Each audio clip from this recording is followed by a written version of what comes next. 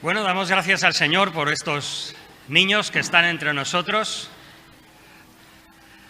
¿Hay alguno por ahí un poco más timidín que se queda entre nosotros? Está bien, no hay ningún problema. Como estéis más a gusto. Muy bien. Espero ver si adelante.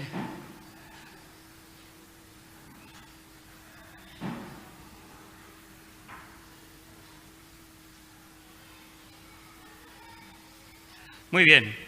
En esta mañana realmente la introducción de nuestro mensaje y el gozo es por Valeria, una joven entre nosotros que decide expresar su fe en esta forma, humanamente podríamos decir tan dramática, ¿no? No porque sea malo, ni mucho menos, ni que sea un mal trago, simplemente que es una forma muy gráfica de cómo expresar su fe en el Señor.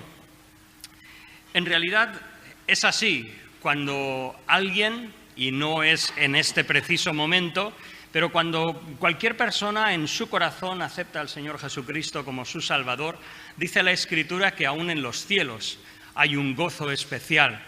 Entonces, ¿cómo no? Como digo, hoy es solamente una expresión exterior de esa fe que tuvo lugar en el pasado, pero pensando en personas que creen en el Señor Jesucristo, que se identifican con ese mensaje de vida, de reconciliación, de restauración, pues la verdad es que nos gozamos. Es nuestra introducción. Realmente, por el bautismo, en el Antiguo Testamento ya se empieza a hablar acerca de lavamientos. Cuando una persona, por algún motivo que el Señor explicó, estaba considerada como inmunda, pues se lavaban, se bañaban, un poco como esa aspiración de una buena conciencia, de una limpieza interior delante del Señor.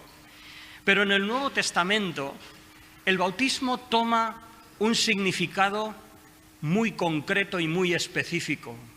Ya no sería como Juan el Bautista, que Juan el Bautista era una muestra, igualmente, de una aspiración por una limpieza interior. Juan el Bautista lo que enfatizaría es ese momento de arrepentimiento. Es curioso y es interesante que el Señor no pone solamente en el corazón de cada persona, ¿no? Aquello que dices, no, mira, tú en tu corazón cree y haz. No.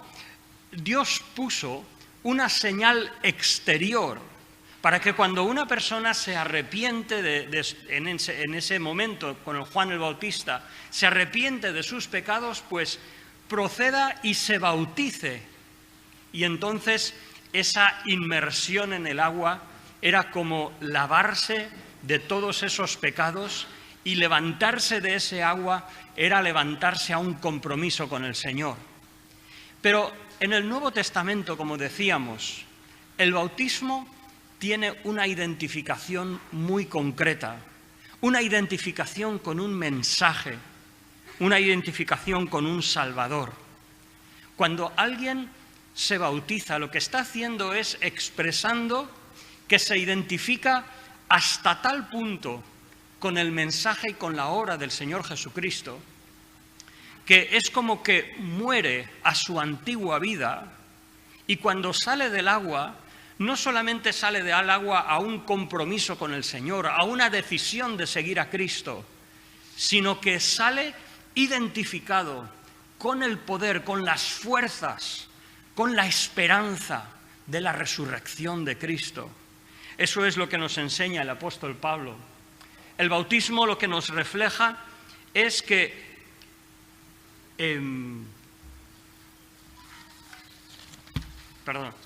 para no tener que estar mirando aquí atrás.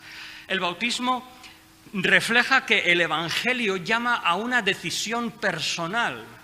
No nos bautizamos todos en grupo, no nos bautizamos todos en familia, sino que las personas deciden bautizarse. Es una decisión valiente, personal, una expresión de que nos identificamos con el mensaje y la obra de Cristo en la cruz. El bautismo nos habla de que existe un momento particular cuando la persona acepta a Cristo. O sea, la fe en Cristo es lo que llamaríamos un acto de fe. Como hemos dicho en otras ocasiones, es abrazar la cruz frente a tu necesidad delante de Dios.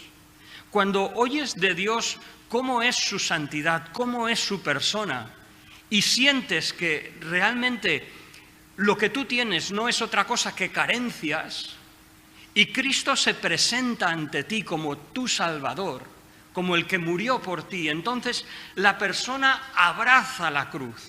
Es un acto de fe que a veces puede ser plenamente consciente, plenamente exteriorizado, y otras veces no. Como Cornelio y los que estaban con él y estaban escuchando la predicación de Pedro en Hechos capítulo 10, y dice la Escritura que mientras ellos estaban escuchando, el Espíritu Santo vino sobre ellos. Ellos estaban escuchando a Pedro y de una forma íntima, personal, aceptaron a Cristo, y eso fue suficiente. ¿De verdad no es precioso? Es como que el Señor está deseando bendecir a la persona que viene a Él. Y es como que no puede esperar. Mira, solamente ábreme la puerta y yo entraré.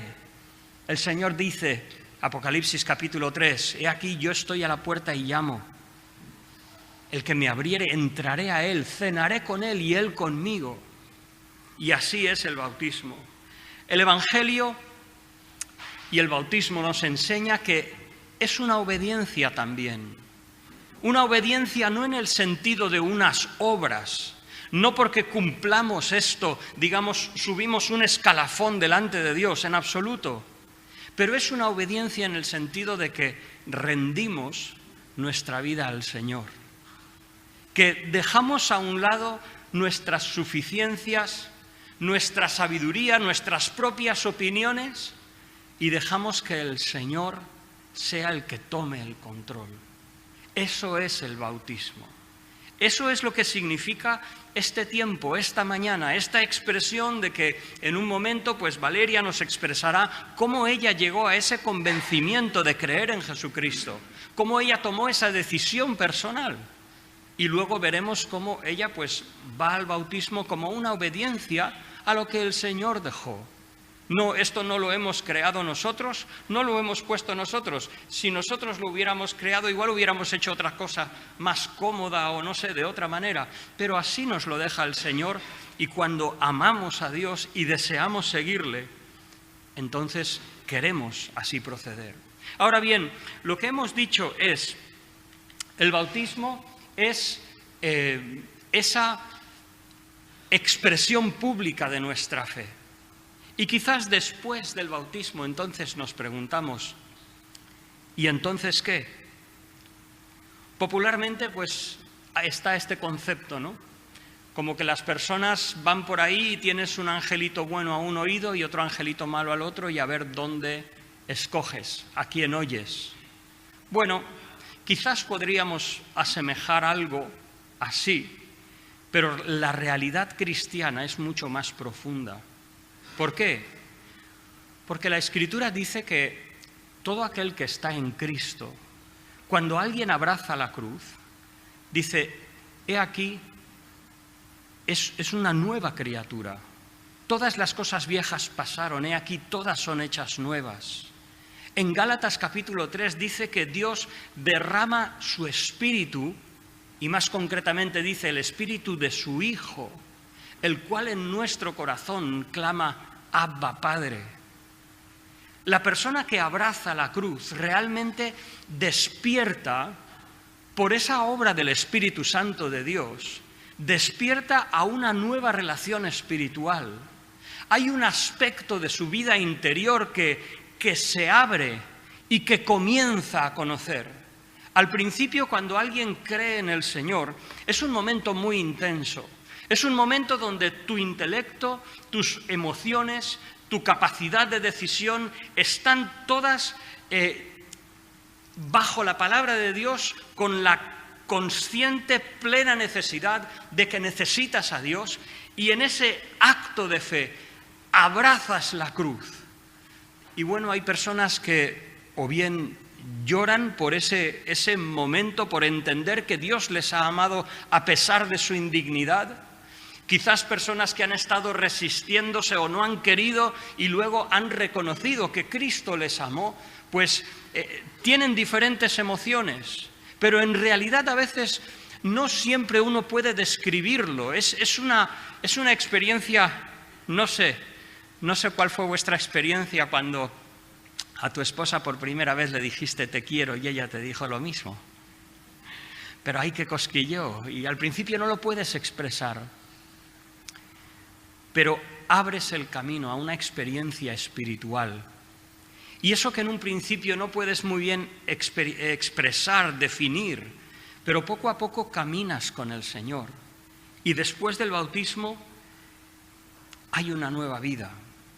Ahora, lo que tenemos es que el apóstol Pablo nos dice, cuando hemos creído nos hemos identificado con la muerte de Cristo y con su resurrección, con su muerte al pecado y con una resurrección a una vida nueva. Y así el apóstol Pablo dice, mira, no solamente es que Dios te perdona, Dios quiere restaurar tu vida.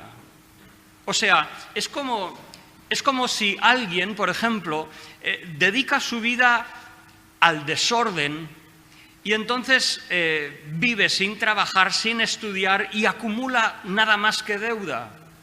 Imagínate que alguien llega y paga su deuda. Bien, eso es lo que hizo Cristo en la cruz. Pero no solamente eso, porque si nosotros tomáramos a un pobre de la calle y le pagáramos su deuda, haríamos solamente la mitad del trabajo.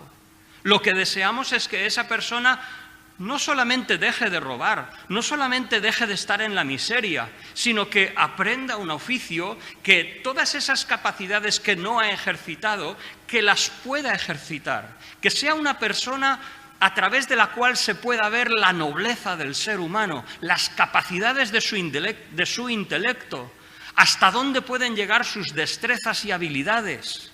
Pues lo mismo en la salvación.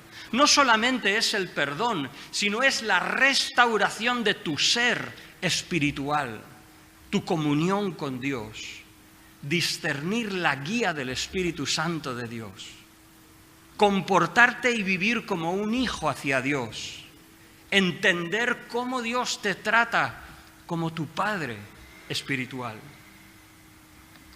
La Escritura dice, debemos saber que nuestro viejo hombre ha sido crucificado en la cruz. Y aún dice, pues entonces vosotros consideraos muertos al pecado, pero vivos para Dios. Y como vimos hace un par de domingos, no reine pues el pecado en vuestros cuerpos mortales para que le obedezcáis en sus deseos desordenados. Pero la pregunta sigue vigente. Dice, vale, el bautismo está bien, es muy bonito, la decisión por Cristo, pero ¿luego qué? ¿Ya todo es de color de rosa? ¿Es que ya no vamos a pecar más? Bueno, en un sentido Juan diría, hijitos, primera de Juan capítulo 2 versículo 1, hijitos, estas cosas os escribo para que no pequéis. Pero continúa diciendo, y si hubierais pecado, y si pecáis, abogado tenemos para con el Padre, a Jesucristo el justo. Porque la realidad es que el pecado, para las personas que no creen en el Señor, es un hábito. Tristemente es de lo más normal. No se plantean si mentir, no se plantean si simplemente lo hacen de una forma natural porque no conocen otra cosa. A lo mejor miran a los demás y juzgan sus desvaríos morales, pero muy raramente alguien se mira a sí mismo y ve sus carencias. Pero el creyente, ¿qué hacemos? ¿Ya todo está bien? ¿Cómo podemos vivir en un mundo de pecado, en un mundo que no considera a Dios? ¿Cómo podemos vivir con la palabra de Dios, con el ideal de la santidad de Dios y al mismo tiempo con nuestra realidad? ¿Vamos a presentarnos con una sonrisa de plástico donde todo está bien, no tenemos luchas? Y no es así. Nos engañaríamos a nosotros mismos. Pero más que todo eso, Antes de que nosotros entremos en esas preguntas y en esas cosas, la misma Escritura nos enseña. El apóstol Pablo, en esta epístola a los romanos, como hemos dicho desde un principio, es un reflejo de la labor apostólica. Esto es lo que Pablo hacía cuando se encontraba con creyentes que a lo mejor no estaban arraigados en la fe. ¿Qué quiere decir eso? Personas que no conocían bien el Evangelio y en un sentido estaban en peligro de hacerse conceptos erróneos. Y el apóstol les expresa cómo es la relación de un cristiano con su Dios. Y recordemos, esto no es cualquier persona, sino es aquellas personas que han decidido creer en el Señor como su Salvador. Entonces, al principio en el capítulo 6, el apóstol pone unas palabras que incluso casi se disculpa y dice: estas cosas digo por vuestra humana debilidad. Y asemeja, mira, así como antes servíais al pecado y hacíais cosas que ahora os avergonzáis, pues ahora servir a la justicia. Y esto de hablo como hombre, o sea, por vuestra humana flaqueza, parece que se excusa. ¿Por qué? Porque está buscando formas para expresar cómo es la relación de un hijo con un padre. Qué difícil es. No se puede poner en unas leyes, en una serie de artículos de fe. Es una vivencia. Pues bien, en el capítulo 7, el apóstol Pablo nos dice con toda claridad, y aún en su propia persona, cómo es la realidad de alguien que desea vivir a la altura de la santidad de Dios. Una persona que como creyente has entendido que Dios es santo, puro, limpio, que tú te has visto indigno de su gracia y de su perdón, pero aún así has visto el amor de Cristo y eso te ha abrumado, te ha sobrecogido y te ha llevado a rendirte a la cruz. Pero la pregunta sigue: ¿cómo vivimos como creyentes? ¿Cómo vivimos esa tensión entre la santidad de Dios, lo que Dios pide, lo que parece que a Dios le agrada, y mi naturaleza, que al fin y al cabo está caída? Pues yo os voy a plantear 3 cosas en esta mañana. Ay, que se encalla. 3 cosas en esta mañana. Primero, es importante entender qué relación tiene el creyente con la ley, con esa santidad de Dios. En segundo lugar, ¿qué relación tenemos ahora, pues, con el pecado? Y en tercer lugar, la pregunta será: ¿resuelve Cristo esa tensión? Dejadme leer la Escritura, y estas son palabras del mismo apóstol Pablo, que en una forma literaria se presenta él mismo como ejemplo, y dice: ¿qué pues diremos? ¿La ley es pecado? De ninguna manera. Pero yo no conocí lo que era pecado sino a través de la ley. Y tampoco conocería lo que es la codicia si la ley de Dios no me dijera: no codiciarás. Pero el pecado, aprovechándose del mandamiento, produjo en mí toda codicia, porque sin la ley el pecado está muerto. Y yo sin la ley vivía por un tiempo, pero cuando vino el mandamiento de la ley de Dios, el pecado revivió y yo morí. Y encontré que ese mismo mandamiento que era para vida, a mí me resultó para muerte, porque el pecado, aprovechándose del mandamiento, me engañó y por él me mató. De manera que la ley a la verdad es santa y el mandamiento justo, santo y bueno. Sigo un poco más adelante. Dice: sabemos que la ley es espiritual, pero yo soy carnal. Y fijaos hasta qué punto expresa Pablo su tendencia hacia el pecado, con ese rechazo a esa tendencia. Dice: yo soy carnal, vendido al pecado. Lo que hago no lo entiendo, porque no hago lo que quiero, sino lo que detesto, eso hago. Termino leyendo el último versículo. Pablo llega a esta lucha de ver que él desea la santidad de Dios, que ve dentro de sí mismo una inclinación al mal que a veces le traiciona, entre comillas, y dice: miserable hombre de mí, ¿quién me librará de este cuerpo de muerte?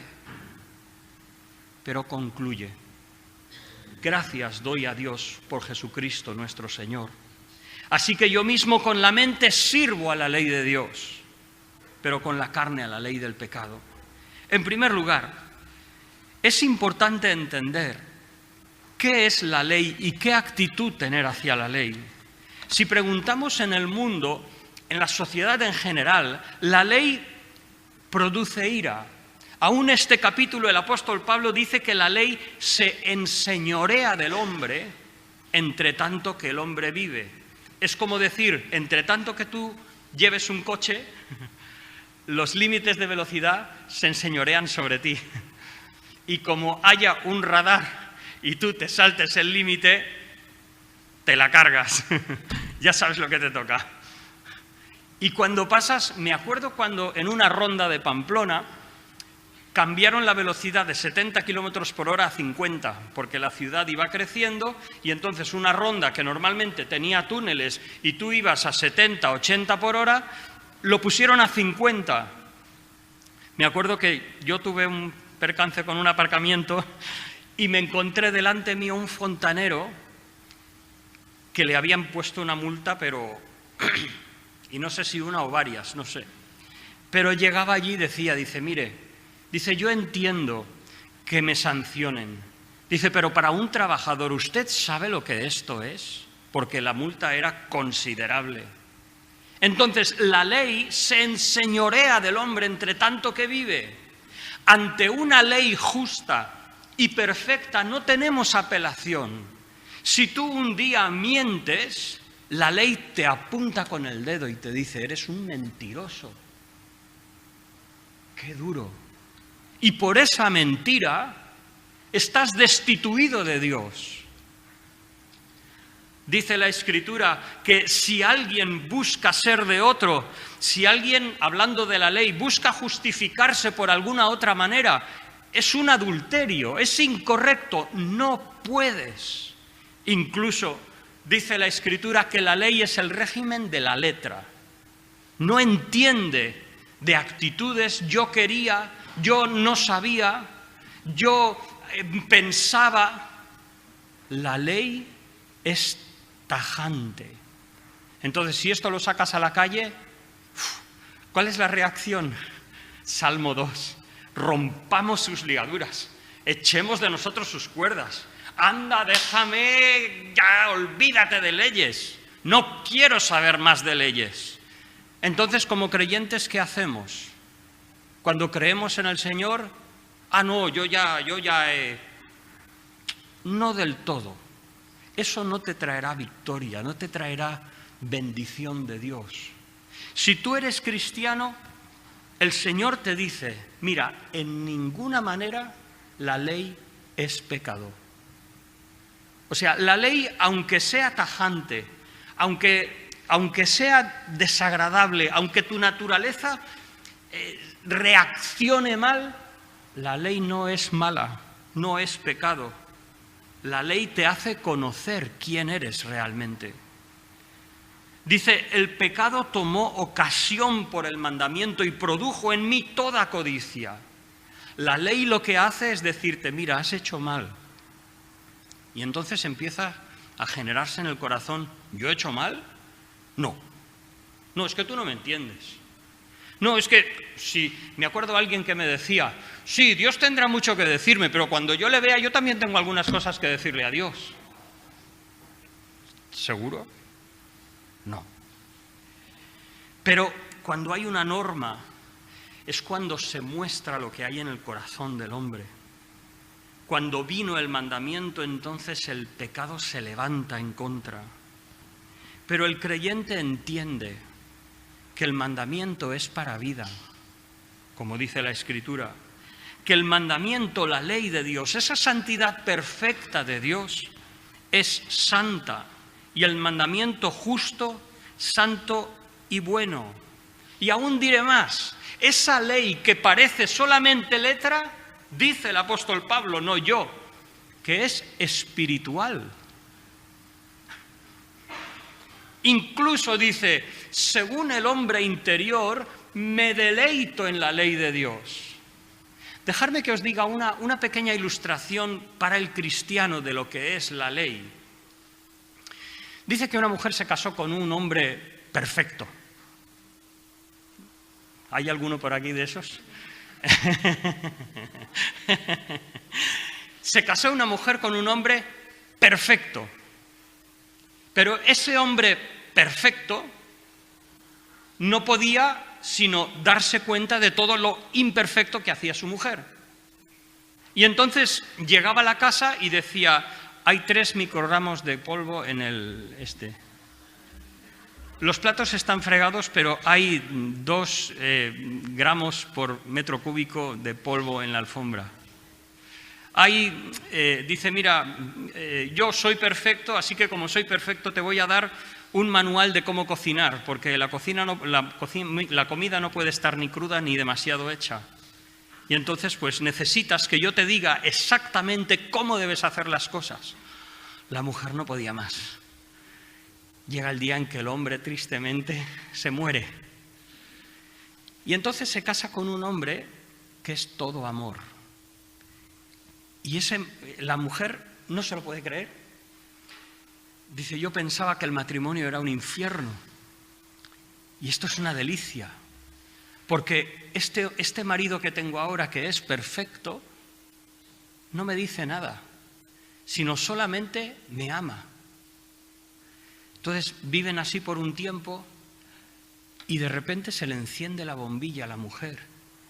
Y dice, me acuerdo que mi marido anterior me dio unos libros sobre cómo cocinar perfectamente, sobre cómo vivir perfectamente, así que voy a subir arriba al altillo y a este hombre que no me exige nada, voy a intentar servirle lo mejor que puedo. Eso es la ley.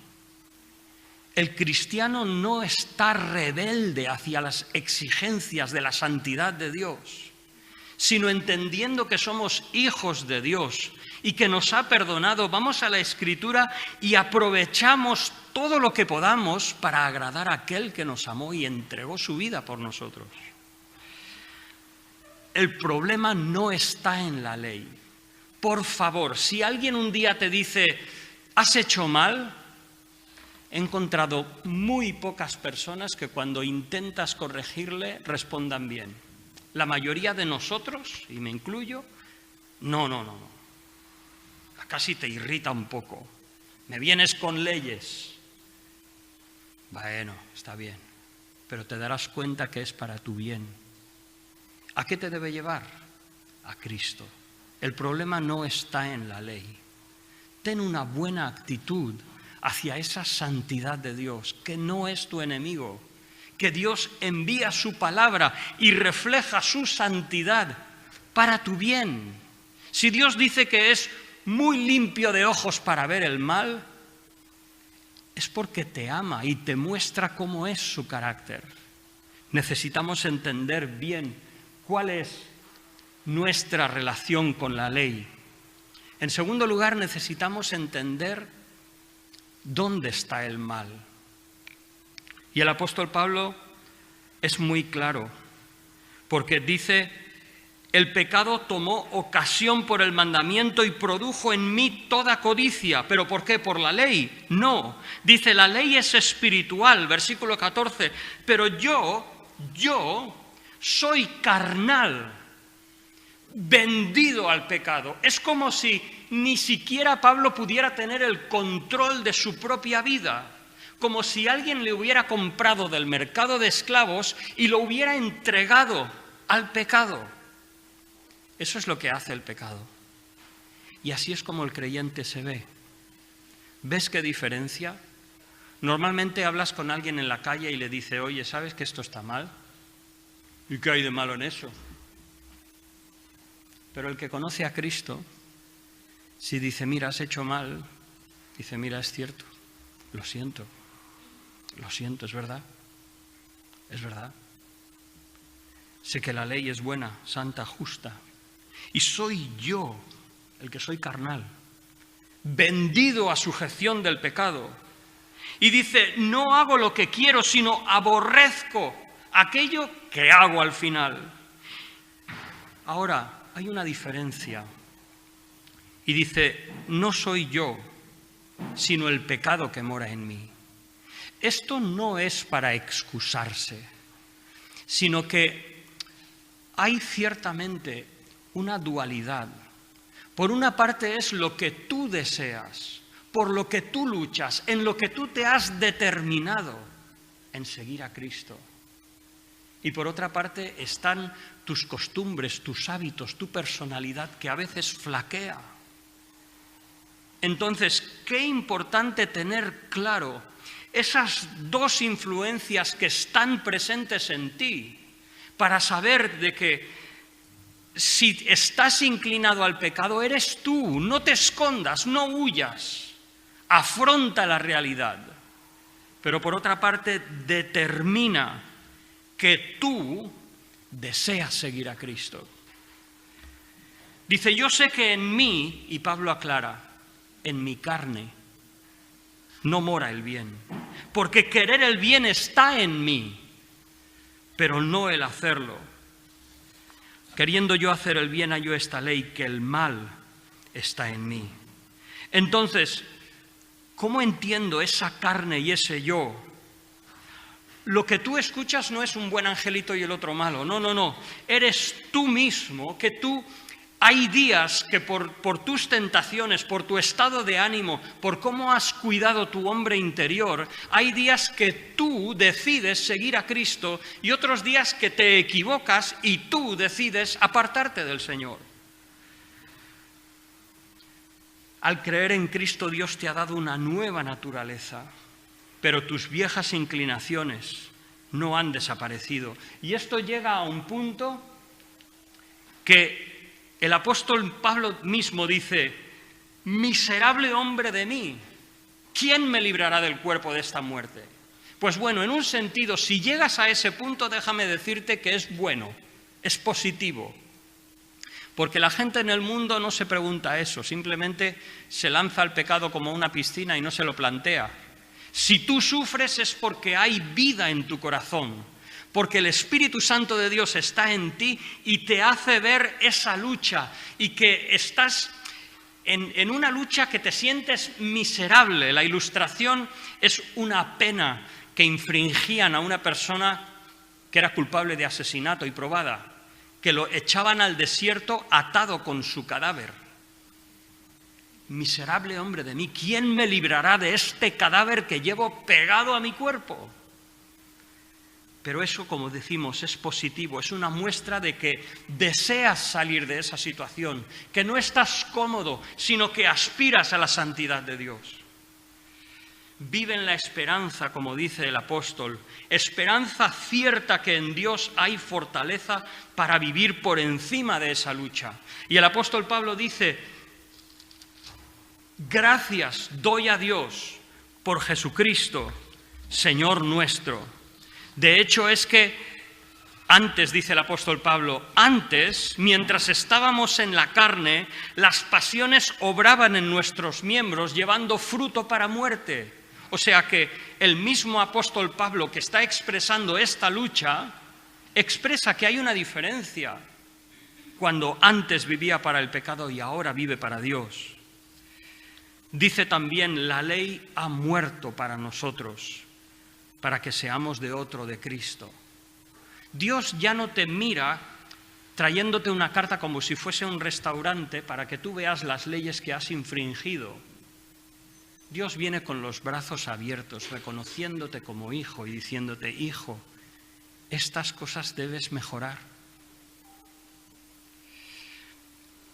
Hay solución, porque ya no vivimos, nuestra relación con Dios no es de acuerdo a un decreto, a unas exigencias, sino a una relación viva. Gracias doy por Jesucristo, Señor nuestro. Entonces, la lucha es positiva, vive en esa esperanza cierta, pero en primer lugar, determina tu propósito. Como dice el apóstol Pablo, yo mismo, con la mente, sirvo a la ley de Dios. Ten siempre claro qué es lo que quieres hacer. Entiende que hay veces que pensarás otra cosa porque a lo mejor dejas lugar. ¿No pasa esto? Maridos, esposas, ¿no pasa eso? Que a veces tenemos una diferencia muy fuerte. A veces chocas, pero como si fueran dos trenes. Y ¡buah! ¡Qué difícil es la reconciliación! Incluso a veces se dicen cosas tristes que no debiéramos decir. Pero como somos pecadores, a veces nos equivocamos y erramos. ¡Qué difícil es la reconciliación! Pero determínate en tu mente. Yo quiero servir a Cristo. En tu matrimonio yo te animo a que también te determines. No hace demasiado estaba en un gimnasio en rehabilitación y la gente decía, no, es que yo no te cases, ¿para qué te vas a casar? Y yo dije, bueno, pero si al final todos acabáis casándoos, lo que tenéis que hacer es determinaros y decir, no, mira, es la mejor vida que puedo tener. No pienses que la hierba está más verde al otro lado de la valla. Lo mejor que Dios te ha dado es tu esposa y tu esposo. Salir de ahí, a menos que no hayan situaciones de abuso y demás, es peor, es peor. Así que determínate. De lo mismo, Pablo dice, antes hacíais unas cosas de las cuales os avergonzáis. Entonces, sí, a veces el cristiano tiene dudas, tiene luchas, está desanimado. En tu corazón determina, yo con la mente sirvo a la ley de Dios y me mantengo. Y te darás cuenta que eso da su fruto, da su fruto. Y por otra parte, como concesión, como una necesidad de reconocer que también tengo una naturaleza pecaminosa, dice, con la carne sirvo a la ley del pecado. Para terminar, Cristo se ha ido. La obra de Cristo entonces me quita esa tensión. Pues bueno, lo que he intentado expresar en esta mañana es, primero, cuidado con reaccionar a la ley de Dios. Cuidado con ese espíritu de rebeldía, de que las normas nos molestan, de que no me digas nada, no me digas que he hecho mal, solo dime lo bueno, solo lo positivo. No estoy seguro, porque la santidad de Dios es la que nos dice, Manuel, necesitas ir a la cruz otra vez. Está bien donde has llegado, está bien lo que has hecho, pero necesitas ir a la cruz otra vez para dar otro paso, para ser transformado más a la imagen de Cristo. Y la ley no es la base de nuestra relación con Dios, pero es un ayudante que nos muestra nuestra necesidad de ir a Cristo otra vez y lavarnos y transformarnos a la imagen de Cristo. Reconoce que dentro de ti hay dos naturalezas que se oponen y luchan una contra la otra. Todos sabemos que no es un camino de rosas, pero es un camino bendecido. Y si ahora el creyente lucha, imaginaros lo que es vivir sin esperanza, sin rumbo y sin dirección, solamente entregando tu vida a lo que luego solo te trae que arrepentimiento. Debes determinar y alimentar ese yo que se deleita en la ley de Dios. Ese yo que entiende que la santidad de Dios es buena, santa y justa y que es para darte vida. En el capítulo 8 veremos algo que no puedo decir ahora, y es un poco la solución. Lo que trae el capítulo 7 de Romanos es esa tensión, y que ciertamente hay una esperanza. ¿De dónde vendrán las fuerzas? Del Espíritu Santo que mora en ti. Y cuando nosotros, conscientes de nuestra necesidad, aún como creyentes, rendimos nuestra vida al Señor, encontramos que casi sin darte cuenta, Dios produce en ti el querer, y no solo el querer, sino el hacer. y encuentras que lo que antes no podías hacer por cualquier norma que hubiese, lo haces de una manera natural y buscas a Dios y tu vida es ordenada. Y pronto te encuentras que el ladrón, que su vida era desordenada, ahora puedes trabajar, tu vida es estable y sigue adelante. No hay nada mejor como seguir a Cristo. Lo que hoy vamos a ver es algo absolutamente prometedor. En medio de circunstancias de nuestro mundo que son difíciles de entender, que casi nos hacen dudar de lo que es la naturaleza humana, aún aquí en Vilanova hace poco, Dios te ofrece la oportunidad de una vida mejor, en la que Él te va a ayudar. Pues pasemos a ese bautismo, esa confesión en Cristo. Os animo que tengamos un par de minutos para reflexionar sobre el Evangelio y después ya tendremos los bautismos. Que el Señor os bendiga.